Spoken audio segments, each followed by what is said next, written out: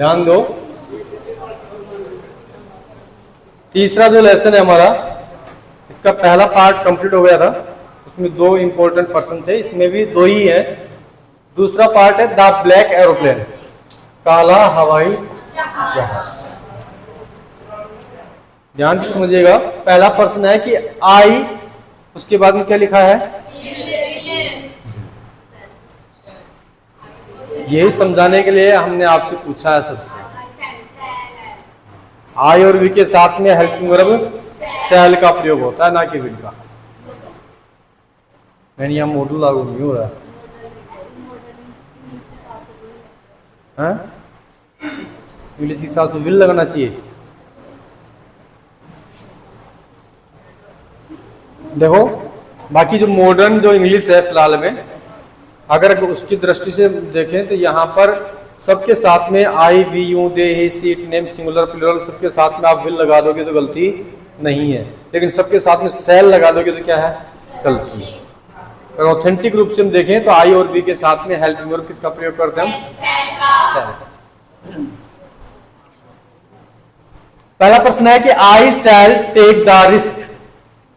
आई यानी मैं, shall take यानी लूंगा, फ्यूचर की बात है। द रिस्क यानी जोखिम, खतरा, मैं खतरा मोल लूंगा। मोल की स्प्रिंग तो है नहीं इसमें, है ना। या फिर हम कह सकते हैं कि हम खतरा लेंगे, या फिर मैं खतरा लूंगा, या फिर जोखिम लूंगा। व्हाट इज द रिस्क, जोखिम क्या है, रिस्क क्या है। Why does the narrator take it, why यानी क्यों, डज द नरेटर, नरेटर का मतलब क्या होता है, वर्णन करता, लेखक। टेक इट, टेक इन लेना, इट इन इसे, यानी वर्णन करता इसे क्यों लेता है ना। क्या समस्या है ना, क्या आफत आ गई थी जिसकी वजह से इसको खतरा मोल लेना पड़ा, क्योंकि वो गया था विदेश में रहकर, क्या हो गया, ये घर की याद आ गई, घर के नाश्ते की याद आ गई है, घर वालों की याद आ गई है। संडे की छुट्टी है ना, शनिवार को चल दिया इसने अपना। और देखो एरोप्लेन भी ऐसा उठाया जो 1800 की क्रांति में था, ओल्ड डेकोटा है, कहने का मतलब बुढ़ा था, पुराना। अब पुराना उठाएगा तो धोखा देगा ना।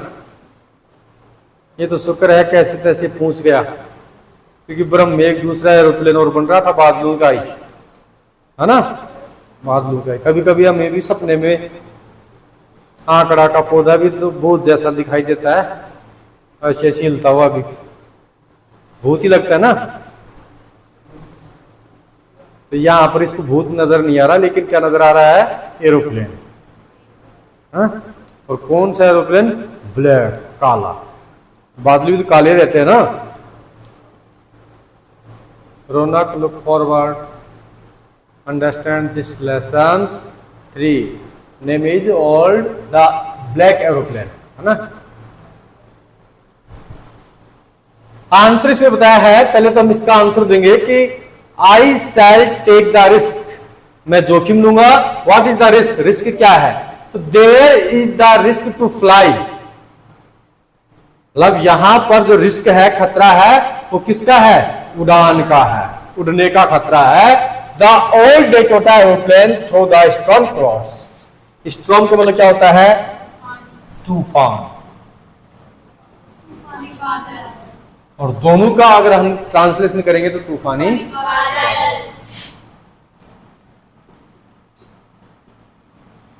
तूफानी बादलों से होकर के ओल्ड डेकोटा को उड़ाना क्या है, एक रिस्क है, जोखिम है।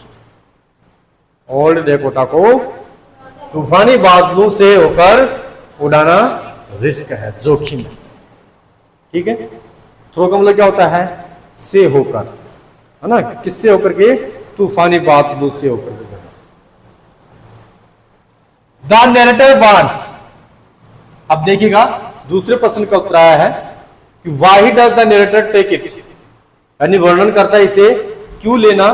या क्यों लेता है इस जोखिम को? तो the narrator wants to reach home, narrator कहां पहुंचना चाहता है? घर पर। द नरेटर यानी लेखक करता या वर्णन करता, वांट्स यानी चाहता है, टू रीच यानी पहुंचना, होम यानी घर पहुंचना चाहता है। एंड यानी और have a good big English breakfast, और क्या लेना चाहता है? एक अच्छा अंग्रेज का जो खाना होता है ना, ब्रेकफास्ट। पता है अंग्रेज क्या लेते हैं ब्रेकफास्ट में? है नहीं पता है? अब तुम तो अंग्रेज हो नहीं, ये समझ लो अंग्रेजों का नाश्ता, ठीक है? वो लेना चाहता है कि खुद भी क्या है, अंग्रेजी है ना ये, इसलिए अंग्रेजों का नाश्ता चाहिए इसको। सो यानी इसलिए ही टेक दिस रिस्क, इसलिए वह जोखिम लेना चाहता है, रिस्क लेना चाहता है, यह रिस्क लेता है। समझ में आ गया क्या? यहां तक किसी बच्चे को प्रॉब्लम से दिक्कत, आपको डिफिकल्टी है क्या? नहीं। नेक्स्ट है, what made the oven in the control centre.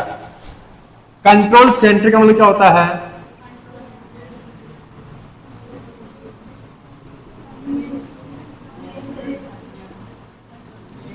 नियंत्रण कक्ष किसको बोलेंगे? नियंत्रण सेंटर, है ना? जो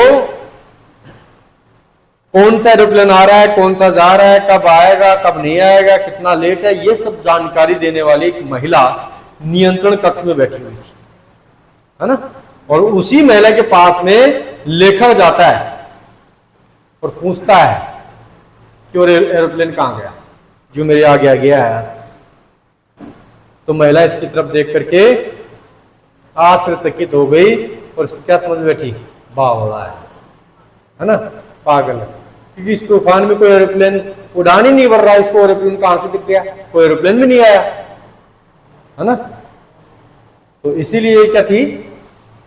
स्ट्रेंजली का मतलब क्या होता है? अजनबी।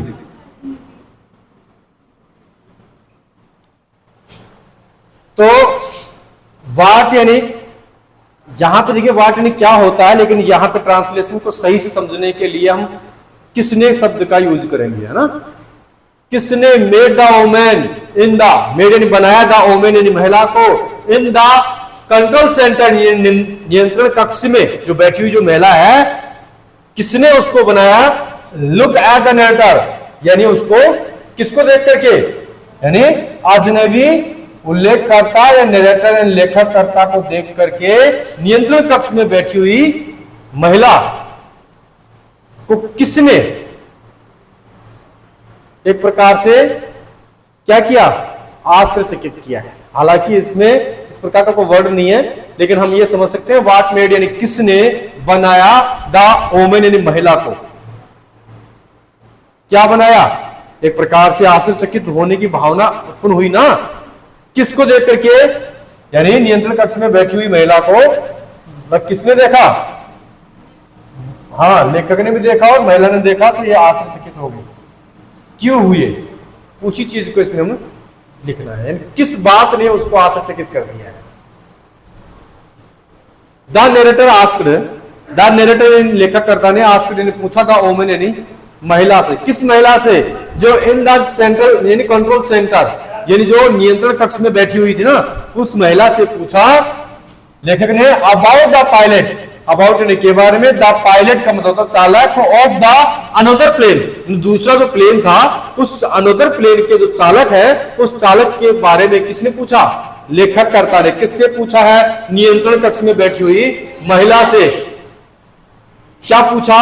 हु यानी जो, गाइडेड का मतलब मार्गदर्शन करना, हिम यानी उसको, इन सेफ लैंडिंग यानी सुरक्षित उतारना। लैंडिंग मतलब क्या होता है? उतारना। अर्थात वो कौन है जो मेरे को मार्गदर्शन दिया है, सुरक्षित लैंडिंग हुई है ना, उसी की मार्गदर्शन से मैं यहां पे पहुंचा हूं। वो तो कौन है? वो कहां गया वो चालक? तो नो अदर एरोप्लेन, नो यानी नहीं, अदर यानी दूसरा, एरोप्लेन यानी हवाई जहाज, वाज फ्लाइंग यानी उड़ रहा था, there in the storm clouds यानी तूफानी बादलों में। कहने का मतलब वो एक ही एरोप्लेन था जो तूफानी बादलों में उड़ रहा था, बाकी कोई उसके अलावा एरोप्लेन नहीं था। तो वो कौन था? कहां गया वो? सो इसलिए द मेंशनिंग का मतलब होता उल्लेख करना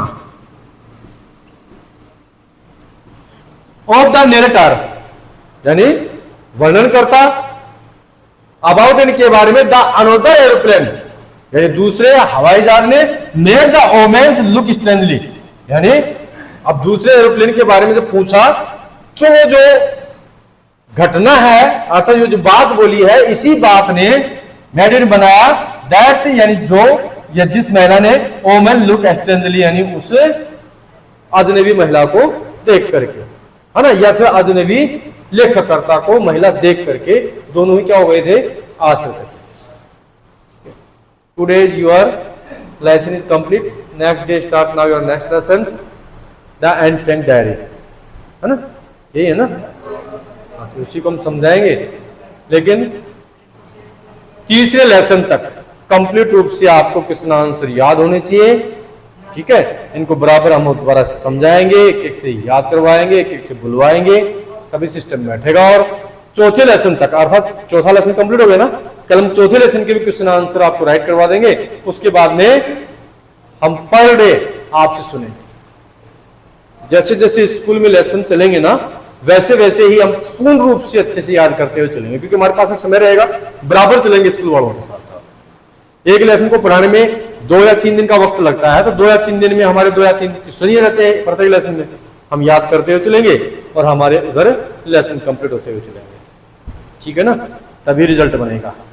जैसे ही उनके वहां पर बुक खत्म होती है वैसे हमारे यहाँ पर भी क्वेश्चन आंसर पूर्ण रूप से खत्म हो जाने चाहिए, यहां तक कि पोएम की भी, ठीक है। और पोएम को हम भी स्ट्रेंजर है उनको एक एक करके हम ट्रांसलेशन के अकॉर्डिंग समझाने का और बताने का प्रयास भी करेंगे, ठीक है ना।